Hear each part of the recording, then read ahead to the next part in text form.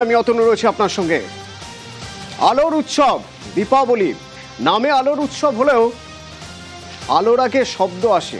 মানে আপনি যত আলোর ঝলকানি দেখবেন তার চেয়ে বেশি জোরে শুনবেন শব্দ। শব্দবাজির তাণ্ডব যে কি হতে পারে কালী পুজো দেখিয়ে দিয়েছিল কালী পুজোর রাতে। কারণ যে পরিমাণ বা যে ডেসিবেল, যে শব্দমাত্রা থাকার কথা তার থেকে অনেক বেশি ছিল শব্দের মাত্রা। বিভিন্ন জায়গা থেকে মানুষ কমপ্লেন করতে শুরু করেছিলেন। কালী পুজোর পরের দিন দীপাবলি, সেদিন কি শব্দ দানবকে বাগে আনা সম্ভব হলো? পরিসংখ্যান বলছে কিছুটা হলেও তার পরের দিন অর্থাৎ গতকাল শব্দ দূষণে কিছুটা হলেও কমেছে কলকাতায়, শহর কলকাতায়, তার আগের দিনের তুলনায়। তবে হ্যাঁ, কিছু কিছু জায়গায় দূষণ 90-এর কাছাকাছি ছিল, কখনো 90 পেরিয়েছে, যেমন সল্টলেক, যাদবপুর, বালিগঞ্জ। তবে কলকাতাকে টেক্কা দিয়েছে জেলা। শব্দ দানবের তাণ্ডব কলকাতার থেকে বেশি ছিল জেলায়। পূর্ব বর্ধমানের মেমারি, মুর্শিদাবাদের নবগ্রাম, এইসব জায়গায় 100 ডেসিবেল পার করে গিয়েছে শব্দ দূষণ। এমনকি কোচবিহারের দিনহাটা, সেখানেও শব্দ দূষণ 100 ডেসিবেল পেরিয়েছে।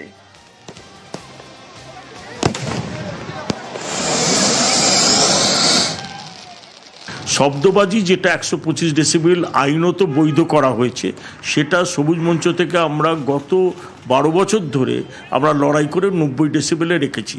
2 ঘন্টা টাইম ছিল, 8টা থেকে 10টা।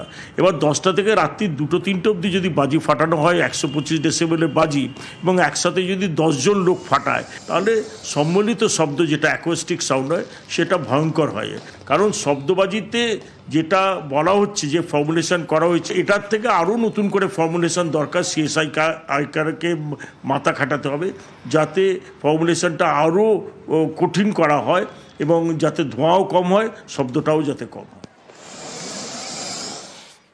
কালী পুজোয় তাণ্ডব এমন ছিল, বিভিন্ন মহল থেকে কালী পুজোর রাতে তারা সোশ্যাল মিডিয়ায় পোস্ট করেছেন, তারা লিখেছেন যে টেকা যাচ্ছে না। যেমন সল্টলেক থেকে পরিচালক শতরূপা সান্যাল ভিডিও পোস্ট করেছেন, অডিও শুদ্ধ, যেখানে তিনি এই অডিও শোনাচ্ছেন যে লাগাতার কি পরিমাণ বাজি ফেটে চলেছিল কালী পুজোর রাতে। তো তার ঠিক পরের দিন দিওয়ালিতে শব্দ দানবের তাণ্ডব কিছু কি কমলো সল্টলেকে? শতরূপা সান্যাল কি বলছেন?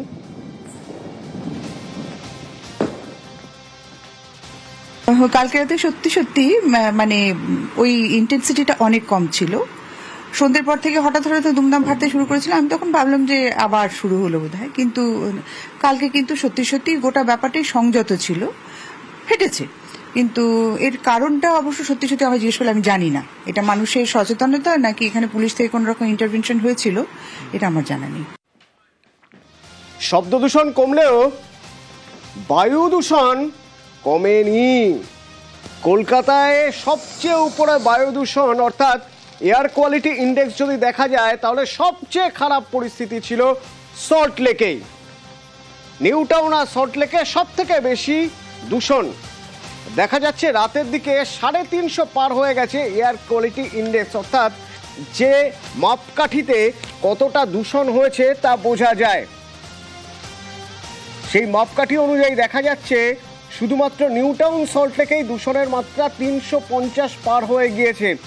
অপেক্ষাকৃত কম, কিছুটা কম ভিক্টোরিয়া, বালিগঞ্জে 300-র উপরে সেখানে দূষণের মাত্রা। তার চেয়েও কিছুটা কম পদ্মপুকুর, টালিগঞ্জে। ওদিকে আবার হাওড়ার ঘুষুরিতে বায়ু দূষণের মাত্রা প্রায় ভিক্টোরিয়া, বালিগঞ্জের মতোই, অর্থাৎ AQI এয়ার কোয়ালিটি ইন্ডেক্স 300-র বেশি। তুলনামূলকভাবে উত্তর কলকাতায় দূষণ কিছুটা কম। কালী পুজো থেকে অ্যাকচুয়ালি দূষণের যাত্রা শুরু হচ্ছে। এরপর থেকে ঠান্ডা পড়বে। এই দুদিনে যা দূষণ বেড়ে গেছে, মানে যেটা দূষণের রাস্তা দেখিয়ে দিয়েছে সেটা ভয়ঙ্কর। মানে আগে যা দূষণ ছিল, নর্মালি ছিল 70-80, খুব বড় জোর হলো 100, সেটা এখন ডবলের থেকে বেশি হয়ে গেছে। যেটা বিশ্ব স্বাস্থ্য সংস্থা বলছে 15 মাইক্রোগ্রামের বেশি এই যে সূক্ষ্ম ভাসমান ধূলিকণা কোনোভাবেই 15 মাইক্রোগ্রাম প্রতি ঘনমিটারে হওয়া উচিত না, সেখানে আছে 200, মানে অন্তত প্রায় 15 থেকে 20 গুণ বেশি আছে। তো এই যে অবস্থা, এতে সবথেকে বেশি ক্ষতিগ্রস্ত হচ্ছে যারা বয়স্ক লোক আছে, শিশু এবং সন্তান সম্ভবা মা যারা আছেন। তবে পুলিশও তৎপর শব্দ দূষণ আর বায়ু দূষণ রুখতে। গতকাল শব্দবাজি ফাটানোর অভিযোগে বেশ কয়েকজনকে পাকড়াও করা হয়েছে। শুধুমাত্র বিধাননগর থেকেই 11 জনকে পাকড়াও করা হয়েছে। সব মিলিয়ে কলকাতা থেকে 136 জন এবং বিধাননগর থেকেই শুধু 360 কেজি বাজি বাজেয়াপ্ত হয়েছে, যে বাজিগুলো বেআইনি বা নিষিদ্ধ বাজি। কালী পুজো বা দিওয়ালির বেশ কিছুদিন আগে থেকেই আমাদের সবকটা থানার তরফ থেকে নানা রকম রেডস হয়েছে। এখন অবধি প্রায় 360 কেজি বাজি সিজ করেছে বিধাননগর পুলিশ কমিশনারেট এরিয়াতে। 11টা স্পেসিফিক কেস করা হয়েছে। যখন যখন অভিযোগ এসেছিল তখন আমরা সেগুলোকে অ্যাটেন্ড করেছিলাম। ডিসি লেভেল থেকে down the line up to ICs বা থানা থেকে শুরু করে সবাই মিলে কিন্তু আমরা রাস্তায় ছিলাম, বিভিন্ন জায়গায় পেট্রোলিং করছিলাম। কিছু জায়গাতে অবশ্যই জিনিসগুলো ঘটেছে। জেনুইনলি কিছু লোকজনের এখন অব্দি সেই সচেতনতা নেই যে গ্রিন ক্র্যাকার্স ইউজ করতে হবে। ফেস্টিভ সিজন আরো চলবে, আমাদের কিন্তু নজরদারি চলছে। এই দিওয়ালির সময় প্রতি বছর সারা পৃথিবীতে সবচেয়ে বিপজ্জনক জায়গা বা শহর দিল্লি। প্রত্যেকবার বায়ু দূষণ নিয়ে কথা বলতে গেলে দিল্লির কথা বলতে হয়। কালী পুজোর পরের দিন সকাল ধোঁয়াশায় ঢেকে গিয়েছিল দিল্লি, আর দিওয়ালির পরের দিন সকালে দেখা যাচ্ছে এখানে ওই যে সবচেয়ে খারাপ এয়ার কোয়ালিটি 350 ছিল রাতে, ওখানে দেখা যাচ্ছে দিওয়ালির পরদিন সকালেও এয়ার কোয়ালিটি ইন্ডেক্স অর্থাৎ AQI 350 ছুঁই। বেলা বেড়ে বিকেল হয়ে এখন সন্ধ্যের দিকে গড়াচ্ছে। কি অবস্থা দিল্লির? দূষণের মাত্রা কেমন? কোন জায়গায় সবচেয়ে বেশি? জানবো। মৈত্রী রয়েছেন আমার সঙ্গে। মৈত্রী, আপনি দেখো, দূষণের মাত্রা বেলা বাড়ার সঙ্গে সঙ্গে খুব সামান্য হলেও কমলো, কিন্তু সেটা খুব একটা সন্তোষজনক পরিস্থিতিটা আসেনি। 345 যেটা বলা যেটা সিটিসিটির তরফ থেকে জানানো হচ্ছে, সেটা দিল্লির সার্বিক AQI অর্থাৎ এয়ার কোয়ালিটি ইন্ডেক্স। কিন্তু দিল্লির একাধিক জায়গায় 400-র ওপরে AQI উঠে গিয়েছে, যেটাকে হ্যাজার্ডাস বা বিপজ্জনক বাতাসের মান হিসাবে ধরা হয়। এবং তার সঙ্গে সঙ্গে কিন্তু একাধিক জায়গাতে 350-রও ওপরে সেখানে AQI রয়েছে। সারা দিনভর ধোঁয়াশায় ঢাকা রয়েছে দিল্লি শহর, এবং তার সঙ্গে সঙ্গে প্রবল এই যে বায়ু দূষণ রয়েছে, যার জেরে কিন্তু হাঁসফাঁস অবস্থা দিল্লিবাসীর। তার কারণ এই প্রবল দূষণের জেরে শ্বাস প্রশ্বাসের সমস্যা থেকে শুরু করে প্রবল মাথা যন্ত্রণা, চোখ জ্বালা, এই ধরনের সমস্যায় ভুগতে শুরু করেছে দিল্লিবাসী। এদিকে ছুটি কাটিয়ে কাজে ফেরার দিনও এসে গেছে, ফলে প্রচুর মানুষকে রাস্তায় বেরোতে হচ্ছে, এবং যার জেরে কিন্তু যথেষ্ট বিপাকে পড়ছে দিল্লিবাসী। এইরকম একটা পরিস্থিতিতে মানুষ বিপদে পড়লে সবচেয়ে বেশি দোষ দেবে কাকে? প্রশাসনকে।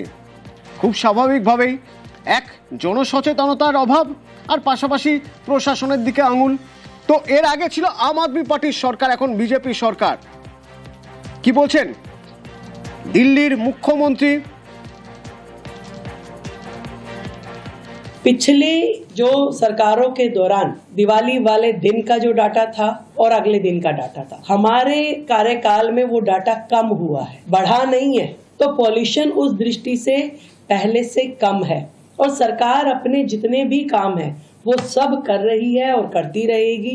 जबकि लोगों ने खूब दीपावली भी मनाई, सारे काम किए। हम अपनी ओर से अपने कामों को और मुस्तैदी के साथ कर रहे हैं। भारतीय जनता पार्टी की सरकार ने प्रदूषण के डेटा में बड़े स्तर पे फर्जीवाड़ा किया। जैसे जैसे दिवाली की रात में प्रदूषण बढ़ने लगा, सरकार के पोल्यूशन मॉनिटरिंग स्टेशन अपने आप बंद कैसे हो गए? अपनी दिल्ली की जनता के साथ आप बेईमानी कर रहे हैं। सुप्रीम कोर्ट ने कहा था कि आप पोल्यूशन की मॉनिटरिंग करके रिपोर्ट देंगे, और अगर आपने डेटा के साथ ही फर्जीवाड़ा कर दिया तो आपने तो क्लियरली सुप्रीम कोर्ट का कंटेम्प्ट किया है। गवर्नमेंट ने क्रिमिनल ऑफेंस किया। आप चाहते हैं वो लोग ज्यादा बीमार हो जाएं, अस्पताल में एडमिट हो जाएं, कोई मर जाए, भाड़ में जाए, आपको क्या लेना देना? एक सरकार के स्तर पे करे जाना एक सीरियस ऑफेंस है।